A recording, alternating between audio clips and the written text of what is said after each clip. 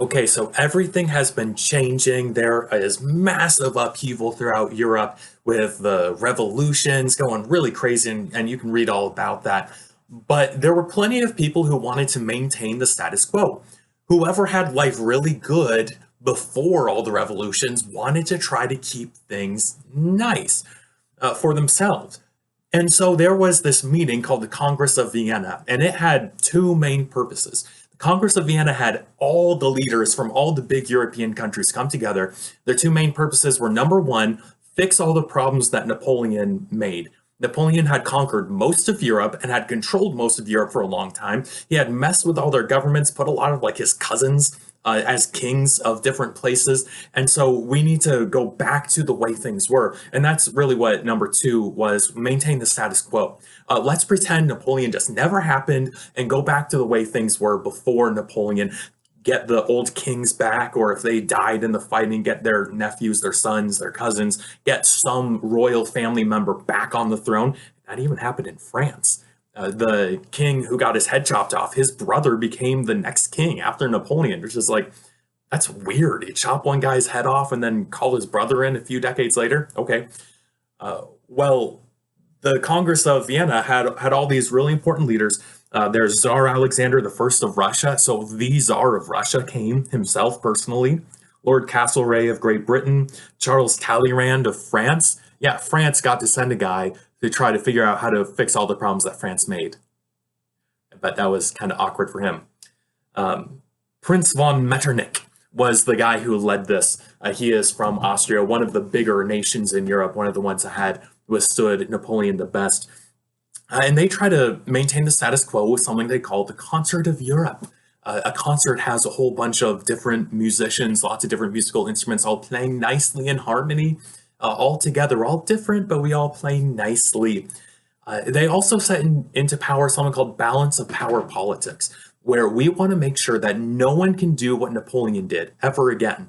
Napoleon took charge of France and immediately destroyed everyone around him. We want to make sure that no European nation is powerful enough to destroy everyone around it. So we make these alliances, we make teams, everyone on the blue team over here, red team over here, and make sure that the teams are equal. And if anyone sticks their head out of line, if anyone gets too powerful, all the rest of Europe will just come down on them like a sack of bricks. We want to make sure that no one changes anything in Europe. We even redrew the lines of Europe. As Napoleon went around, he took some land, he gave some land from his enemies to some of his friends, and the map of Europe was changed by Napoleon. Let's redraw those lines and make it more even, I guess. Make sure that that no one can ever be way too powerful. Of course, that doesn't work. If you just think to the future, Germany is going to go crazy twice and try to conquer the world twice, but they tried. Unfortunately for Europe, they just didn't understand that you can never go back to the way things were. You can never step in the same stream twice. It always just keeps on flowing. You can't go back to the status quo. And several really big events highlighted this. The first one is going to be Latin American independence. All of South and Central America revolts, and I'm sure you've heard of Simon Bolivar before and Jose de San Martin. They revolt and they get freedom from Spain. And when Spain tries to take them back, America goes, no, no, no, stay out of it. America issues the Monroe Doctrine that says America will take care of everything in North and South America, and Europe stays out of it. And America won't touch anything in Europe. You stay on your side of the of the Atlantic. We'll stay on our side of the Atlantic. So no, Spain, you can't come back. So that's interesting. Spain is losing a lot of its colonies, which of course are super important in this age of imperialism. France goes insane. How many different revolts do they have? They have like 4 or 5 different revolts in the next couple decades, and everything gets completely changed, and then completely changed again, and then completely changed. They have the brother of the last king, then they have Napoleon's nephew, then they have what was the son of the last king, and they just keep on getting new people in charge and new types of government. So France is really not doing well.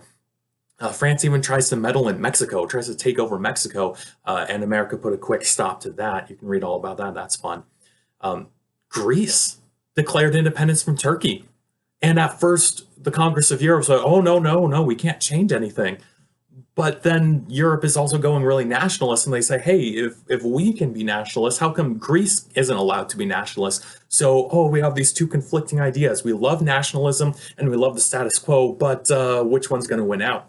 Well, eventually nationalism won out, and they eventually supported Greek independence, and now we have a new nation in Europe where there didn't used to be one. One powerful nation. Turkey is not as powerful as it used to be, or should I say the Ottoman Empire. It's not Turkey yet. Then Italy becomes a nation. Italy wasn't a nation. It was about 8 different nations, all fragmented, and Austria controlled much of Italy. The Pope owned about a third of central Italy. Italy wasn't a nation, and so all these tiny little nations, not powerful at all. They're itsy bitsy until they fight a series of wars and they manage to merge. It's a very interesting story. I love reading about this. In the north, you have the Kingdom of Sardinia attacking through the north, attacking the Austrians with help from the French to kick the Austrians out of Italy. From the south, you have a peasants' rebellion with a guy named Garibaldi who just gets this group of soldiers and peasants and goes and fights. And he didn't really have a hard fight because wherever he goes, the townspeople flock to him. So he invades an enemy territory, but then they all want to be his friends. And so they eventually meet up. And it looks like you're going to have two enemies, northern Italy versus southern Italy, and they both want to control the other. Well, eventually Garibaldi just gives his sword to the king of Sardinia and says, here, you can have all my territory. He just conquered half of Italy and he gave it away so that Italy could be united. Wow, that's interesting. Germany unites. Remember, Germany wasn't a nation either. It was hundreds of different nations, some of them itty bitty tiny little nations, several of them more powerful, like Prussia in northern Germany was really powerful. Then you have these tiny little areas like Holstein. Holstein is where the cows come from. The black and white cows, Holstein Friesians. Frisia is also another one. I guess Holstein Friesians are a breed between the Holstein cows and the Frisian cows. Tiny little nations. Well, a guy named Otto von Bismarck came to power, and he basically picked a fight with everyone until he was able to conquer them one by one and unify Germany. And Germany immediately gets very militaristic. They're a brand new nation, and they're proud of it. And they raise an army, and they go ultra modern, and they're able to defeat France.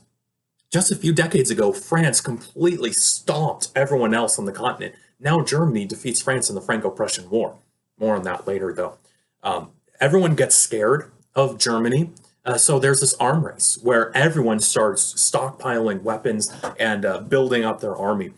Bismarck gets fired eventually because he's getting too powerful, and Kaiser Wilhelm gets kind of scared of his popularity. So he fires him and replaces him with Admiral von Tirpitz, who grows the German Navy into one of the biggest navies in the world. And that makes England really scared because England has had the largest, most powerful navy in the world forever, especially since Napoleon. They were able to stomp Napoleon's navy at the Battle of Trafalgar. And now Germany's navy is giving them a run for their money, and they're really scared. But Germany needs a big navy because they have so many colonies. And all those colonies are sending in ships filled with millions of dollars worth of precious cargo for their war machine. Their war machine wouldn't work. All their trucks and all their guns and all their big equipment won't work without petroleum and without rubber, especially. And there's other fun stuff, cinnamon and spices and stuff. But those things needed for the big industry. We need a huge navy to protect those ships. So everyone's getting really scared. Another thing that's happening during this time is socialism. Communism almost, not quite communism, but socialism is getting really common throughout the world. A lot of people are really poor because there's so much problems everywhere. There's so much fighting and revolutions. I'm thinking of France. They have so many different governments. Everyone's shooting one another. They're barricading the streets and burning buildings. The economy stinks for them. And when the economy stinks, people look to the government and say, please give me free money. Does that sound familiar to you? In the last big recession, President Obama gave the car companies $800 billion worth because, oh no, we can't let the car companies fail.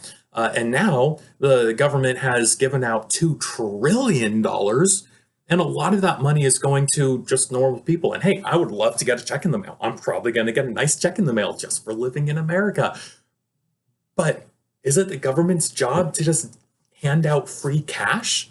Well, that's what socialists think, and that's getting really popular around the world. It's even getting popular in America. There is a massive socialist party in America during this time. It's getting popular in England and in France. Socialism does not get less popular in America, England, and France until after the World Wars, when we see, oh, well, Germany and Russia, Stalin, they're going all socialist. We don't want to be like them. We want to be more capitalist. Um, a weird part of socialism is the idea that the government can fix all of our problems. All our problems will just go away if the government gives us all this free cash, right? Well, no, it won't. Again, this is related to religion. Religion gets all socialist. Well, some churches do. And they come up with this new idea called amillennialism. Means no, without a millennium. So the Bible says that Jesus is going to come reign on earth as king for 1,000 years, and life will be so cool, so nice. Everything will be wonderful when Jesus comes to reign. You've probably heard of the lion and the lamb. Lions will eat grass like a cow, Isaiah says, and they'll just lie down next to the lambs. And a little child will play with poisonous snakes as their pets because they're not dangerous anymore. That's cool. Well, these socialist people are kind of taking Darwin's ideas and socialist ideas and saying, well, we're going to make the world a better place, but not just a better place. We're going to make the world a perfect place because Jesus can't come until the world's perfect. It's like, no, I think you're putting the cart before the horse. It's Jesus who makes the world perfect, not the world making itself perfect so Jesus can come. And so they're saying, well, there's not really going to be 1,000 years. Amillennialism says there's no real 1,000 years. It's just the world is evolving to become better and better and better, and government's evolving to become the socialist utopia. Everything's going to be perfect. And after 1,000 years of worldly perfection, where Jesus rules in our hearts, not actually ruling, well, then the end times will come.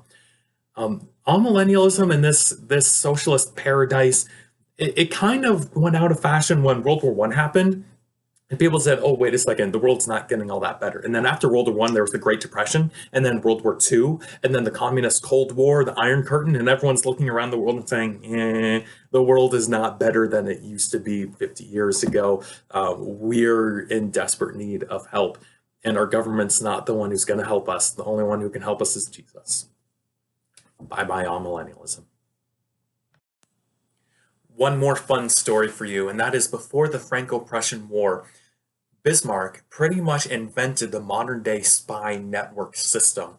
For several years before the war, he was sending thousands of Germans, even whole families, across the border into France, and they went to every village along the border of France. And their job was to assimilate into French society, pretend that they're just, regular everyday immigrants, but take notes and write down everything. And I mean everything. They would go to marketplaces and count the number of people there on any given Friday.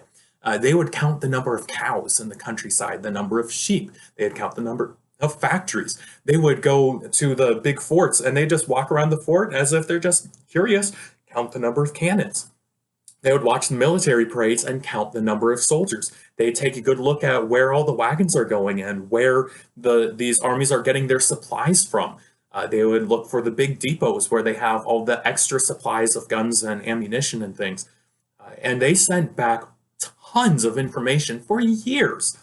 And when Bismarck felt he was ready, he picked a fight with France over absolutely nothing. If I remember correctly, he got a letter from the French king to the German Kaiser Wilhelm, and he translated it into German, from French to German, but he changed it and added a few insults, so it sounded really nasty instead of just a regular ordinary letter. And then he published it, so totally fake news, and people are getting really angry. And then Kaiser Wilhelm sends a letter back to France, and Bismarck intercepts it and changes it and makes it sound really nasty too. So now both kings have insulted each other when it's really just Bismarck insulting both people. And so just starts a war over nothing just because he knows he can trounce France with all this information. And he did. He knew exactly where France was weak and where it was strong. He knew the different roads that would be taken for reinforcements, for supplies. He was able to cut those off. And in just a few weeks, he had smashed the French army. The French went from, under Napoleon, master of Europe, conquered everyone, to now Bismarck had completely trounced them, managed to get some very delightful land from them, this land that was filled with coal and iron deposits right on the border, the Rhineland. It made Germany much, much stronger. And now Germany is the nation to watch. They are the rising power. And of course, you know what they're going to do with that power in the next few decades. World War One and then World War Two. Not so good. Well, guys, I hope you've enjoyed this video. I will see you again in the next chapter for World War Two. Bye.